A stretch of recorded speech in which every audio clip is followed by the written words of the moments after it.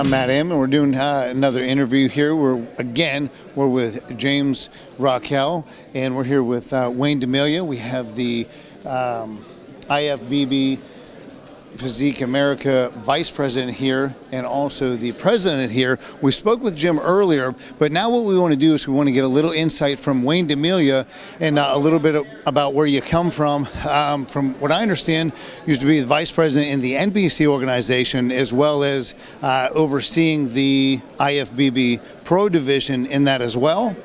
I ran the IFBB Pro division for 25 years. I ran the Olympia contest 18 times more than anyone else.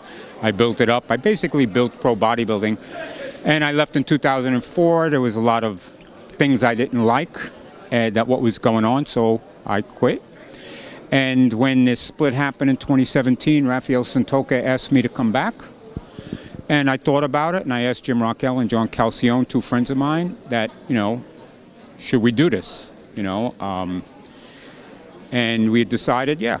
And we've been having fun, and we've been building this. And as you see with this event, we will have over 300 athletes here today. It does look big. Yeah, and it'll continue to grow. So we're making progress, and we're trying to do for the athletes, because at most of our shows, we take the membership money and we fly athletes to international events. So we're sending quite a contingent to the Arnold Classic in Barcelona, in the Arnold Classic Europe in September. And we'll be sending athletes to the Fit Model World Championship in Riga, Latvia. And we're sending athletes to the Women's World Amateurs, which is in Bratislava, Slovakia. And we're sending a men's team to Dubai, as long as we're not in a war with Iran. Right. Absolutely. Well, it definitely sounds like you're giving back to the athletes. Can you give me a little bit about the criteria? What is it you're trying to make happen here with the IFBB America? We're just trying to make it fun for the athlete again, and we're just giving something back. Instead of all the money going into the officials' pockets, we're saying, no, the way it used to be, we'd always send teams to international events, and that was part of the fun when we were all part of the NPC and the IFBB. And we would have these rivalries with Germany at the World Championships and whatever. And that's been lost. And it was fun last year. Jim Rockell, John Calcione, Art Bedway, and myself went as officials, and we brought a team of 4 athletes. And we were competing as a team. And we were competing against the other. But it was just fun and fellowship, and we all had a good time. And when everyone came back, we were on the plane and we're saying, yeah, this was fun the way it used to be. Yes. And that's what the sport is, because the sport for everyone here is a hobby. That's all it is a hobby. Right. And, a hobby shouldn't make you broke. A hobby should be fun. Let's face it, if you have a hobby and it's not fun, it's not a hobby, and why do it? And this hobby shouldn't kill you with the use of drugs. Yeah.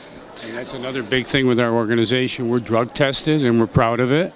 And we're with WADA, so World Anti-Doping. So that's a big deal for me, and that's the way I've always been. I know Wayne has those same thoughts because he ran a drug-tested show with the Olympia. Was it 90, Wayne? 1990, we did a real drug-tested Mr. Olympia, but we had started drug testing Miss Olympia in '85, and we did legitimately drug test, but for certain reasons, they made me stop. And so, as we're seeing, how many athletes are getting sick and dying? Right. You shouldn't die for this. No, it doesn't sound like any fun. And especially if you're an amateur. Right. Okay? So, this event is drug tested. Yes. Out of the 300 athletes, names were selected, and they will be drug tested throughout the afternoon upstairs, and they'll be sent to a WADA lab in Europe. Mm-hmm. And we drug tested our shows on a random basis because we don't have the money to do it full time. Right. Because we're using our money to send the athletes on trips. But still, just the fact that you could be selected, and the penalty if you come up positive is a 4-year suspension. That's more strict than Major League Baseball or NFL football. So, we know just by looking at the athletes, they're natural.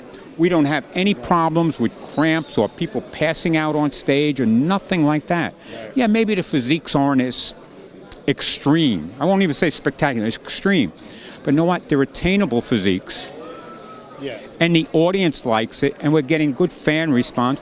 And our recent show in LA 2 weeks ago, we had 4 teenagers in the event. And teenagers hardly exist in our sport anymore. Right. And we had teenagers competing because we were drug tested. Absolutely. Now tell me this, and not that it falls on the organizations, but do you believe that you'll get a few people to actually fail your drug test today? I doubt it, to be honest with you. I think most of these people are legit. Well, in the past, have you at some of your competitions had to disqualify some people? In the new organization, no one has failed a drug test at this point. I don't know in the overall in the overall IFBB and international, they have had, they've had positives, and they've suspended people for 4 years. Not with our organization yet. We haven't had that. No, we haven't had that at all. Okay, so that's what your suspension is if you get caught 4 years. failing, you get 4 years? Yeah. Now, this contest is the highest level physique-wise that we've had. I mean, we've only been in existence 16 months. Yeah. Yeah. March 2018, and this is July. Okay. But, hey, we'll see. If hey, everybody looking in pro sports, they all play Russian roulette. If I don't get caught, hey, I'm going to get that big contract. Right. But you're here to let them know that that's not okay, and you're going to do random testing and things like that to control. The IFBB is random tested. They've been warned in emails constantly over the past 2 months that this is a drug-tested event. Everything is in the open. It's a urine test. We have people upstairs from WADA that'll be doing the test. We encourage all federations to compete with us. NGA, OCB, whatever, all of them. And, we hold nothing back with that. They're all welcome. We're trying to create an even type of atmosphere for everybody. And we think we can do it. That's very good, because I have heard some of the natural organizations, instead of just putting on a good show and welcoming everybody, I've heard some of them squabble a little bit about how they want to be top notch and they're going to be the best. What I always say is give the athletes what they want and let the athlete decide where they want to go, and don't condemn them for picking the shows that they want to do, correct? Correct. Exactly. Can you agree with that? Amateur athletes, according to U.S. federal law, have the option, they have the freedom to compete in any show they want. Yes. And so we know this. We had our show in Maine, and the week after our show, a lot of them were going into the OCB show. And we said, hey, great, good luck. Yeah, it's good. It's great.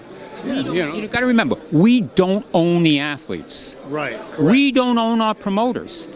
I've always said, I look at it that I can promote a Rihanna concert this week and a Justin Timberlake concert next week. Absolutely. Give them what they want. Yeah. But why in this sport can you not promote an NGA show this week and an OCB show next week? Because those organizations say, oh, you only promote for me and no one else. Right. Well, are you under contract with that organization? Are they paying you a salary? Right. No. When you're a promoter, you're an independent person. Yes. I say to all my promoters, if you want to promote other organizations, do it. Yes. Absolutely.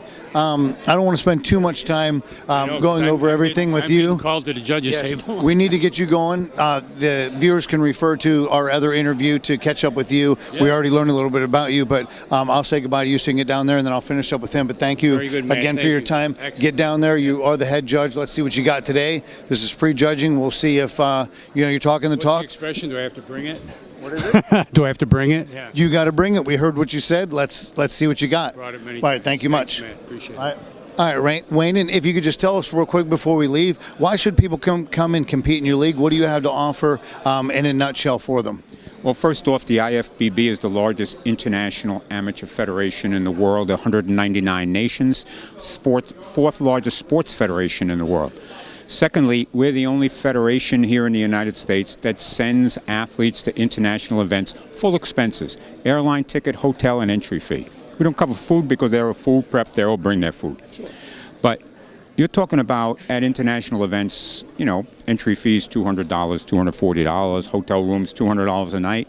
And it's like this show in LA. 2 athletes are going to Barcelona. It's a $1,000 airline ticket per and whatever.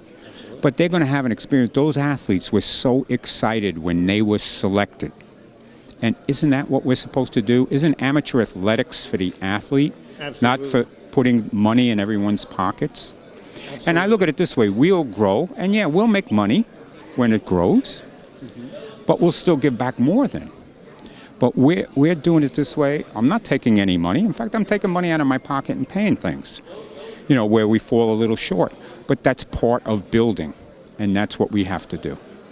Absolutely. Well, it sounds like you're doing an excellent job, and you're giving these athletes a wonderful stage and prizes, and just the motivation to keep going with their sport and with their hobby, like you said, and they're not putting their health at risk, and that's the biggest thing that we want to do. But I definitely want to thank you for taking this time to do the interview, and we just want everybody to know a little bit about who Wayne DeMilia is and what his organization is about. And let's see, you could do an NGA Gator Classic, and you could do a Physique America Gator Classic.